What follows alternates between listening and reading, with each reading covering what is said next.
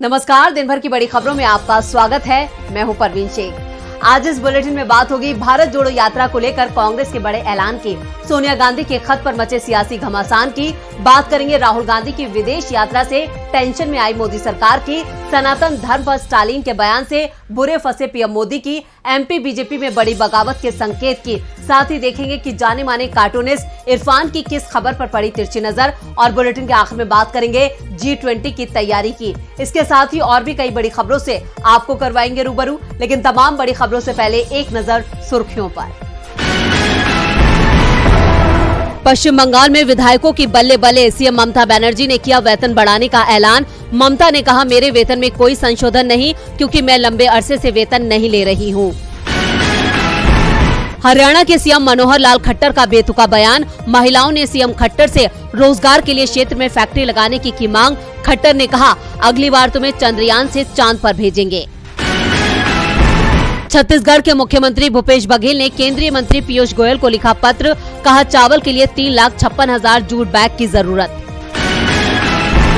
तेजी के साथ बंद हुआ शेयर बाजार, सेंसेक्स 385 अंकों की तेजी के साथ 66,265 के स्तर पर हुआ बंद। निफ्टी 116 अंकों की तेजी के साथ 19,720 के स्तर पर हुआ बंद। ये तो थी सुर्खियां, और अब बात आज की सबसे बड़ी खबर की। आज कांग्रेस की भारत जोड़ो यात्रा को 1 साल पूरा हो गया है। इस मौके पर कांग्रेस ने प्रेस कॉन्फ्रेंस की। कांग्रेस प्रवक्ता पवन खेड़ा ने भारत बनाम इंडिया विवाद को लेकर बीजेपी पर जमकर जुबानी हमला बोला। साथ ही ये भी दावा किया कि भारत जोड़ो यात्रा जारी है। क्या है पूरी खबर, देखते हैं ये रिपोर्ट। भारत जोड़ो यात्रा की पहली वर्षगांठ पर पवन खेड़ा ने कहा कि राहुल गांधी की ये यात्रा अभी भी समाप्त नहीं हुई है। ये यात्रा कभी मणिपुर तो कभी लद्दाख में नजर आती है। भारत या इंडिया नाम विवाद पर बीजेपी पर निशाना साधते हुए उन्होंने आगे कहा कि कुछ ऐसी ताकतें हैं जो अखंड भारत को पसंद नहीं करती हैं। ये ताकतें इंडिया और भारत के बीच दरार पैदा करने की कोशिश कर रही हैं। देशवासी जानते हैं कि ये ताकतें कौन हैं। ये लोग भारत और इंडिया को आपस में लड़ा रहे हैं। वो आगे कहते हैं कि सोना हो या गोल्ड, हिंदी में बोलो या अंग्रेजी में, कीमत एक ही रहती है। पवन खेड़ा ने आगे कहा कि पिछले दिनों सुनने में आया था कि भारत जोड़ो यात्रा पर विदेशों की यूनिवर्सिटीज में PhD हो रही है। किस तरह ये यात्रा निकाली गई, लोग इस बात को जानना चाहते हैं। भारत जोड़ो यात्रा का इतिहास स्याही से नहीं, पसीने से लिखा गया है। ये एक तीर्थ यात्रा थी जो कभी खत्म नहीं होगी। आगे उन्होंने आरोप लगाया कि यात्रा के समय काफी षड्यंत्र हुए थे। इस यात्रा को विफल करने की कोशिश की गई थी। इसे दिखाने से मीडिया को रोकने का षड्यंत्र रचा गया, लेकिन मीडिया ने यात्रा को दिखाया। ये लोग इस यात्रा को न विफल कर पाए और न ही कर पाएंगे। इस दौरान उन्होंने डीएमके के तमिलनाडु मंत्री और मुख्यमंत्री M.K. स्टालिन के बेटे उदयनिधि के सनातन धर्म पर की गई विवादित टिप्पणी पर भी अपनी राय रखी। उन्होंने कहा कि कांग्रेस इस तरह की किसी भी टिप्पणी पर सहमत नहीं है। भारत जोड़ो यात्रा बीजेपी के लिए बड़ी चुनौती बन गई है। चुनौती तो सोनिया गांधी ने भी मोदी सरकार के सामने पेश कर दी है। 18 से 22 सितंबर को संसद का विशेष सत्र बुलाया गया है, लेकिन इस सत्र को लेकर मोदी सरकार की क्या मंशा है, ये अब तक साफ नहीं है, जिसे लेकर सोनिया गांधी ने सवाल खड़े किए हैं, जिस पर अब सियासत तेज हो गई है। सोनिया गांधी ने प्रधानमंत्री मोदी को पत्र लिखकर कहा है कि 18 सितंबर से शुरू होने वाले संसद के विशेष सत्र में उठाए जाने वाले मुद्दों को लेकर सरकार से सवाल किए। सोनिया ने अपने पत्र के दौरान देश की आर्थिक स्थिति, जातीय जनगणना, चीन के साथ सीमा पर गतिरोध और अडानी ग्रुप से जुड़े नए खुलासों पर चर्चा की मांग की, जिसके जवाब में केंद्रीय संसदीय मंत्री प्रहलाद जोशी ने जवाब देते हुए कहा, विशेष सत्र बुलाने पर कभी भी एजेंडा नहीं जारी किया जाता। ये सत्र शुरू होने से पहले बताया जाता है, लेकिन संसदीय कार्य मंत्री को उनके ही बयान पर अब कांग्रेस ने घेर लिया है। कांग्रेस महासचिव जयराम रमेश ने ट्वीट किया, कितना गुमराह करेंगे जोशी जी, प्रत्येक विशेष सत्र बैठक का एजेंडा पहले ही पता होता था। ये सिर्फ मोदी सरकार ही है जो लगातार संसद का अपमान कर रही है और संसदीय परंपराओं को विकृत कर रही है। पिछली सरकारों ने, इसमें आपकी सरकार भी शामिल है, संविधान दिवस, भारत जोड़ो यात्रा और ऐसे अन्य अवसरों के लिए कई विशेष बैठकें बुलाई हैं। 30 जून 2017 GST लागू करने के लिए आधी रात को सेंट्रल हॉल में एक संयुक्त विशेष सत्र। वामपंथी पार्टियों ने यूपीए पार्ट 1 सरकार से समर्थन वापस लेने के बाद विश्वास मत के लिए बुलाई 2008 में लोकसभा का विशेष सत्र बुलाया गया था। भारत की स्वतंत्रता की 50वीं वर्षगांठ मनाने के लिए 26 अगस्त 1997 से 1 सितंबर 1997 तक एक विशेष सत्र बुलाया गया था। जयराम रमेश ने आगे लिखा है, और ये रही विशेष बैठकों की सूची। नवंबर 2019 को पहले चल रहे शीतकालीन सत्र के बीच संविधान की 70वीं वर्षगांठ के उपलक्ष्य में सेंट्रल हॉल में दोपहर से पहले विशेष बैठक। 9 अगस्त 2017 पहले से चल रहे मॉनसून सत्र के बीच भारत जोड़ो आंदोलन की 75वीं वर्षगांठ मनाने के लिए विशेष बैठक। 26 और 27 नवंबर 2015 संविधान दिवस मनाने के लिए विशेष बैठक। 13 मई 2012 पहले से जारी बजट के दौरान राज्यसभा और लोकसभा की पहली बैठक की 60वीं वर्षगांठ मनाने के लिए विशेष बैठक। कांग्रेस ने मोदी सरकार को करारा जवाब दिया है। अब देखना है कि सरकार की ओर से कब सफाई आती है। सोनिया के खत पर सियासी घमासान मचा है। इधर राहुल गांधी की विदेश यात्रा पर भी सियासत तेज है। अपनी यूरोप यात्रा को लेकर राहुल लगातार खबरों में बने हुए हैं। आज राहुल बेल्जियम की राजधानी ब्रुसेल्स पहुंचे, जहां वो भारतीय प्रवासियों और यूरोपीय संघ के सांसदों के साथ बातचीत करेंगे। क्या है पूरी खबर, देखते हैं ये रिपोर्ट। देश में जहां कांग्रेस पार्टी भारत जोड़ो यात्रा की पहली वर्षगांठ मना रही है, तो दूसरी तरफ राहुल गांधी 7 समंदर पार यूरोप में मोहब्बत की दुकान सजा रहे हैं। दरअसल Rahul Gandhi Belgium, France, Netherland और नॉर्वे की 5 दिनों की यात्रा पर है। इसी कड़ी में आज राहुल गांधी बेल्जियम की राजधानी ब्रसेल्स पहुंचे, जहां उनके साथ इंडियन ओवरसीज कांग्रेस के चेयरमैन सैम पित्रोदा भी थे। आपको बता दूं कि राहुल अपनी इन 5 दिनों की यात्रा के दौरान बेल्जियम की राजधानी ब्रसेल्स, फ्रांस की राजधानी पेरिस और नॉर्वे की राजधानी ओस्लो और नीदरलैंड की पॉलिटिकल राजधानी द हेग में छात्रों, राजनेताओं, थिंक टैंक और भारतीय समुदाय के लोगों से मुलाकात करेंगे। आप जानते हैं कि वास्तविक तौर पर नीदरलैंड की राजधानी एम्स्टर्डम है, लेकिन द हेग में नीदरलैंड की संसद और राष्ट्र अध्यक्ष का आवास है, जिस कारण इसे पॉलिटिकल राजधानी भी कहा जाता है। आज जब राहुल गांधी ब्रसेल्स एयरपोर्ट पर पहुंचे, तो उनका वही चिर परिचित भारत यात्री अंदाज था। राहुल टी शर्ट और लोवर में दिखाई दे रहे हैं। राहुल के साथ सैम पित्रोदा नजर आ रहे हैं। राहुल के इस अंदाज को यूरोप में काफी पसंद किया जा रहा है। राहुल गांधी आज और कल यानी 7 और 8 सितंबर को ब्रसेल्स में रहेंगे। इसके बाद पेरिस रवाना हो जाएंगे। 11 सितंबर को राहुल गांधी ओस्लो में अपनी यूरोप यात्रा को पूरी करने के बाद स्वदेश वापस लौट आएंगे। राहुल की यात्रा से सबसे ज्यादा चिंता बीजेपी को है। चिंता तो एम.के. स्टालिन के बेटे उदयनिधि ने भी बीजेपी की बढ़ा दी है। उदयनिधि स्टालिन के सनातन धर्म को लेकर दिए गए बयान पर विवाद थमता नहीं दिख रहा है। बीजेपी नेताओं समेत कई लोग विरोध दर्ज करा रहे हैं। इस बीच उदयनिधि ने भी बीजेपी के खिलाफ मोर्चा खोल दिया है। उदयनिधि ने पीएम मोदी को लेकर बड़ा बयान दिया है। तो क्या कहा है स्टालिन ने, देखते हैं ये रिपोर्ट। CM MK. स्टालिन लगातार बोल रहे हैं कि उन्होंने सनातन धर्म को लेकर ऐसा कुछ नहीं कहा जिस पर विवाद हो। उनका साफ कहना है कि बीजेपी देश को भटकाने के लिए इसे मुद्दा बना रही है। इस बीच एक बार फिर उदयनिधि स्टालिन ने अपने बयान पर कायम रहते हुए कहा कि वो कानूनी रूप से इसका सामना करने को तैयार हैं।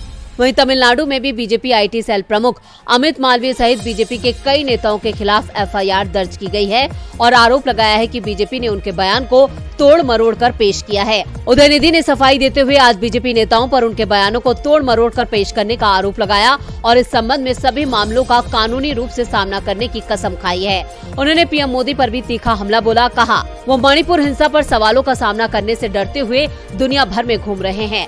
पिछले 9 सालों से आपके सभी वादे खोखले हैं। भाजपा सरकार के खिलाफ पूरा देश एकजुट होकर सवाल उठा रहा है कि उन्होंने हमारे कल्याण के लिए क्या किया है।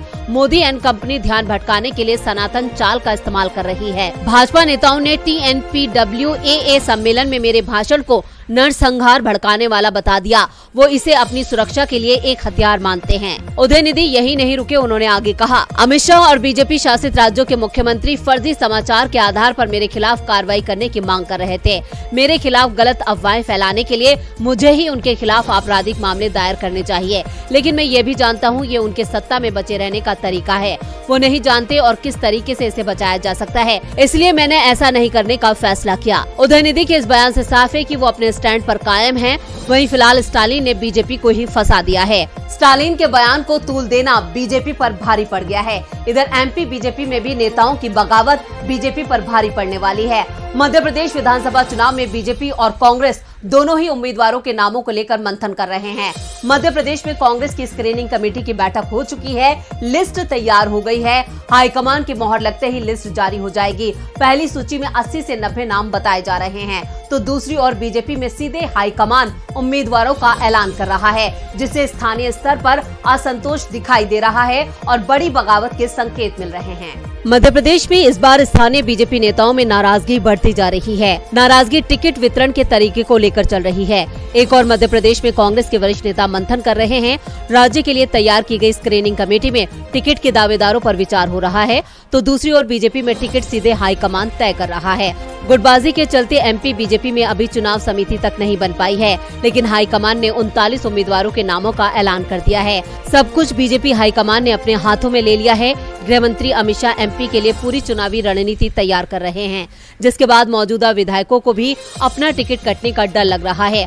राज्य के प्रमुख नेता भी टिकटों को लेकर किसी को आश्वासन नहीं दे पा रहे हैं, जिस कारण से पार्टी के कई नेता इस्तीफा देकर कांग्रेस में जा चुके हैं। हाल ही में पूर्व विधायक गिरिजा शंकर शर्मा ने बीजेपी से इस्तीफा दे दिया था। वो 1-2 दिन में कांग्रेस में जा सकते हैं।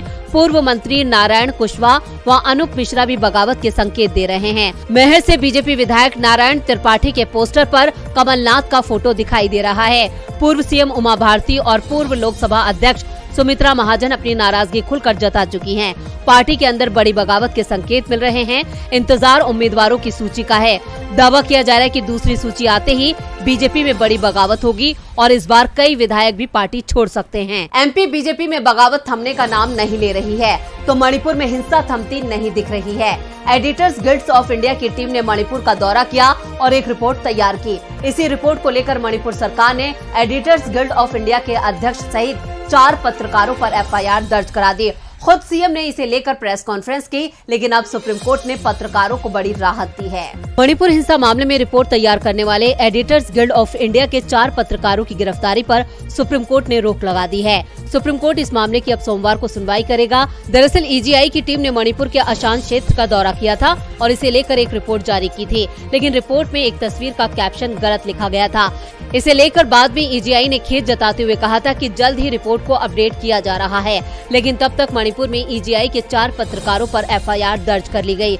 एफआईआर की जानकारी मणिपुर के सीएम एन बीरेन सिंह ने खुद मीडिया के सामने आकर दी और ये भी संकेत दिया कि पत्रकारों के खिलाफ सख्त से सख्त कदम उठाए जाएंगे। इसे लेकर ईजीआई ने सुप्रीम कोर्ट का दरवाजा खटखटाया। एडिटर्स गिल्ड ने कहा कि मणिपुर के सीएम बीरेन सिंह की संस्था को राज्य विरोधी और राष्ट्र विरोधी बताने वाली टिप्पणी हैरान करने वाली थी।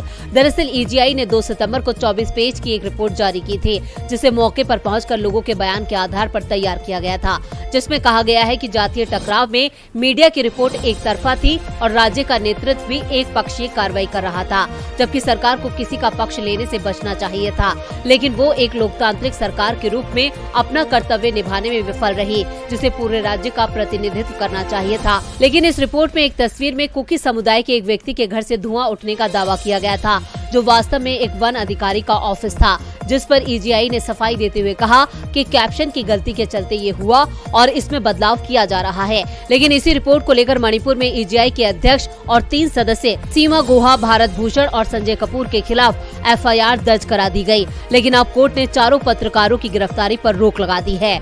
मणिपुर के बाद देखते हैं कि जाने माने कार्टूनिस्ट इरफान की किस खबर पर पड़ी तिरछी नजर।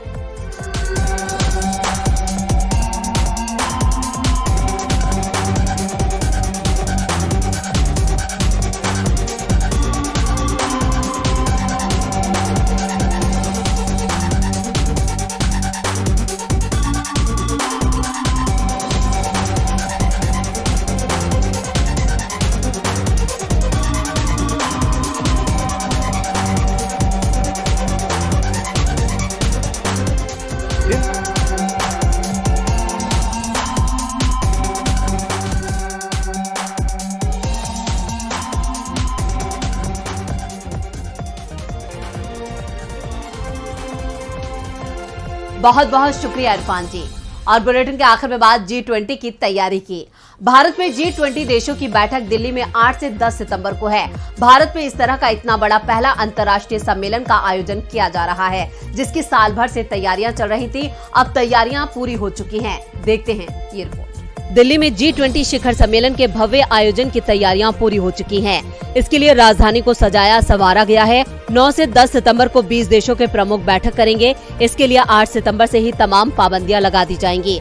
दिल्ली मेट्रो की सेवा सभी लाइनों पर सुबह 4 बजे से शुरू हो जाएगी। दिल्ली मेट्रो रेल कॉर्पोरेशन की ओर से कहा गया है कि कानून, यातायात व्यवस्था को बनाए रखने, पुलिसकर्मी और अन्य सहायक एजेंसियों के कर्मचारियों की सुविधा के लिए ये फैसला लिया है। सुबह 6 बजे तक सभी लाइनों पर मेट्रो हर 30 मिनट में मिलेगी। इसके बाद संचालन सामान्य हो जाएगा। 9 और 10 सितंबर तक सुरक्षा व्यवस्था की वजह से सुप्रीम कोर्ट मेट्रो स्टेशन बंद रहेगा। यहाँ यात्रियों को चढ़ने और उतरने की इजाजत नहीं होगी। इसके अलावा सभी मेट्रो स्टेशन आम यात्रियों के लिए खुले रहेंगे। सुरक्षा प्रतिबंधों के कारण या विदेशी मेहमानों का काफिला गुजरने के दौरान मेट्रो स्टेशन पर 10 से 15 मिनट के लिए गेट बंद हो सकते हैं। सरकार ने विदेशी राष्ट्र अध्यक्षों के लिए 25 होटल बुक कर दिए हैं।